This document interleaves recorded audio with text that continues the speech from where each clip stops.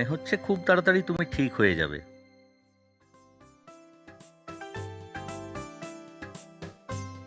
আসুন আসুন, আপনার কথাই ভাবছিলাম। তাই নাকি? আমাদের রান্নার ঠাকুর চলে গেছে, খুব বিপদে পড়েছিলাম। তখন আপনার কথা মনে হলো। আশ্চর্যভাবে পরদিন থেকে সব রান্না করা থাকে। তুমি ভালো ছেলে, তাই তোমার সাথে ভালোই হবে। কিন্তু বাবা যে পুরোপুরিভাবে সুস্থ হচ্ছেই না, সেই যে কোমরে লেগেছে, বিছানা থেকে উঠতে পারছেই না। তোমার বাবা দেখবে কালই ঠিক হয়ে যাবেন। বাবা ঠিক হলে আবার রান্না করতে পারবে, তখন আর অসুবিধা হবে না। আমি জানি না এখন কে রোজ রোজ রান্না করে যায়। তবে যেই হোক, ওই পরোপকারী লোকের যেন ভালো হয়। আর আপনি আজ খেয়ে যাবেন। হ্যাঁ, তা তো খাবোই।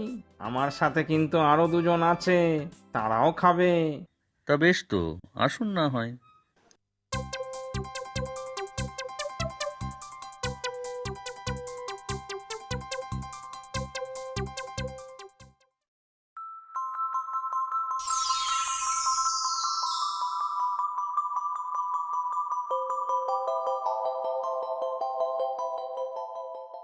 গিন্নি, সুবল, গেলে কোথায়?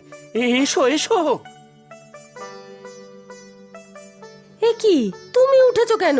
কি না গো গিন্নি, ব্যথা বেদনা পুরোপুরি উবে গেছে, একটু ব্যথা নেই। সে কি, এই চমৎকার হলো কি করে? সেইটাই তো ভাবছি। তবে তবে যা হয়েছে ভালোই হয়েছে। এবার বাপ বেটা মিলে দোকান চালাবো।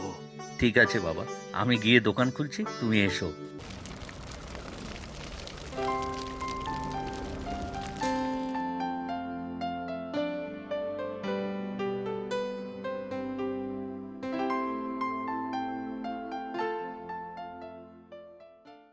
একটু খেতে দেবে বাবু? কতদিন পেট ভরে খাইনি। সুবল, ওদের ওই কোনার টেবিলে বসা, আমি খাবার বেড়ে দিচ্ছি।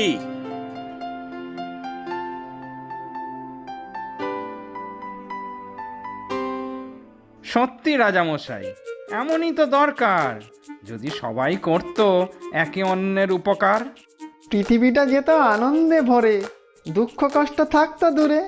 এসো, সবাই মিলে এক কাজ করি, আনন্দময় এক নতুন পৃথিবী